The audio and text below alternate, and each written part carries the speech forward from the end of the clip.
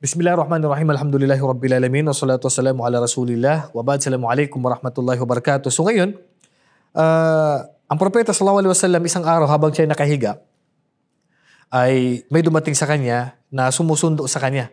Habang siya ay natutulog diyan banda sa Kaaba, ay may sumundo sa kanya. At yun pala ay si Jibril alayhis salam, at nandun yung kabayo na burak na sasakyan niya na kulay puti, mas maliit siya sa kabayo at mas maliit sa kabayo at mas malaki naman sa donkey. So napakabilis nito dahil kung saan po yung aabutan ng kanyang mata ay doon po titigil ang kanyang talampakan. So ganun po kabilis ang hayop na ito, subhanallah, napakabilis. Hanggat sa dinala siya sa Masjidil Aqsa at diyan siya nag-imam sa mga lahat ng propeta binuhay ng Allah subhanahu wa ta'ala, at nag-imam ang propeta sallallahu alaihi wasallam sa likuran nila.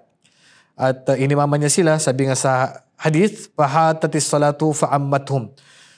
So dumating ang oras ng sala at nag-imam ang propeta sallallahu alaihi wasallam hanggat sa binigyan siya ng tubig galing sa alak at galing sa gatas. So pinili ng propeta sallallahu alaihi wasallam yung tubig ng gatas, at sabi ni Jibril, pinili mo yung fitra. Ito yung fitra. Ibig sabihin, likas sa atin ang pinipili talaga natin na inumin ay hindi po talaga nakakalasing. So dito na magsisimula ang pag-akyat ng propeta sallallahu alaihi wasallam patungo sa taas po, mula Masjidil Aqsa patungo po sa taas. Pag-akyat niya sa unang palapag ng langit ay nakita niya doon si Adam alayhis salam. Pag-akyat niya doon, nakita niya si Adam alayhis salam, at nasa kanan niya ay liwanag at nasa grupo na maliwanag at sa kaliwa niya ay madilim, at tinanong siya kung ano yun.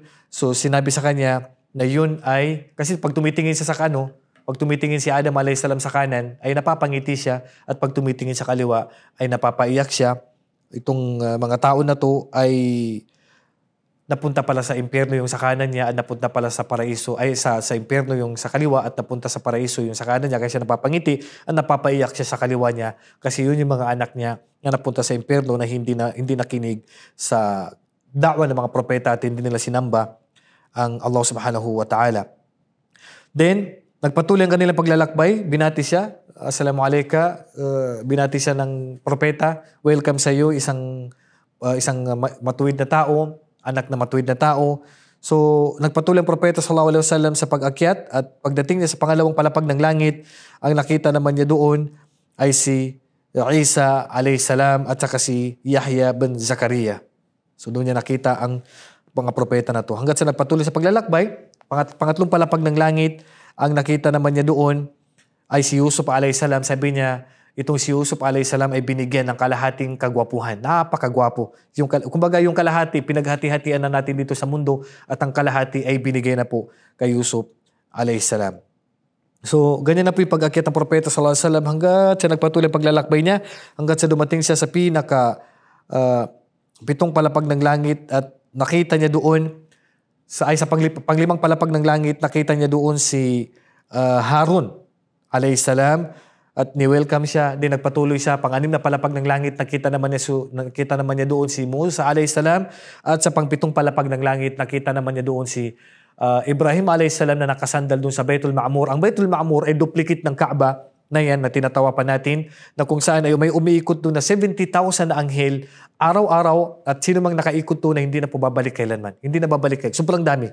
Hanggat sa binati ng propeta sallallahu alaihi wasallam si Ibrahim alayhis salam, at nagparating din ng pagbati si Ibrahim alayhis salam. Sabi niya, ya Muhammad, iparating mo ang aking pagbati sa iyong ummah. So nakarating ang pagbati na ito ni Ibrahim alayhis salam, at binabasa na natin ito sa ating sala. Sa huling tasyahud, Allahumma salli ala Ibrahim wa ala ali Ibrahim innaka Hamidun Majid, nakarating na ito sa atin ang pagbati ni Ibrahim alayhis salam. Hanggat sa nagpatuloy ang propeta sallallahu alaihi wasallam sa Sidratul Muntaha, pinakataas na, pinakahangganan na po ng lahat ng umakyat. Doon na po nakarating ang propeta sallallahu alaihi wasallam, at hindi na po makapagpatuloy si Jibril, at nakita ng propeta sallallahu alaihi wasallam si Jibril dito sa taas na to sa pag-Isra wal Mi'raj, sa tunay niyang anyo na 600 ang kanyang pakpak. So kasi si Jibril alayhis salam, lagi siyang nagkakatawang-tawag sa tuwing dumarating sa kanya, dumarating sa propeta sallallahu alaihi wasallam, dahil ang lagi niyang ginagaya na mukha ay si Dihya al-Kalbi. Yan pong lagi niyang ginagaya na mukha dahil gwapo po ang lalaki na to. Kaya naman, nung sa Isra wal Mi'raj, pangalawang pagkakataon nito na nakita ng propeta sallallahu alaihi wasallam, ang tunay na anyo ni Jibril alayhi salam. At nakita niya doon yung puno na napakaganda sa Sidratul Muntaha na hindi kaya maipaliwanag, sabi ng propeta sallallahu alaihi wasallam, mga bagay na hindi niya kayang maipaliwanag. Subhanallah. So abangan natin ang kasunod ng kwento na to. Wallahu a'lam wa sallallahu ala nabiyina Muhammadin wa ala alihi wa sahbihi ajma'in. Assalamualaikum warahmatullahi wabarakatuh.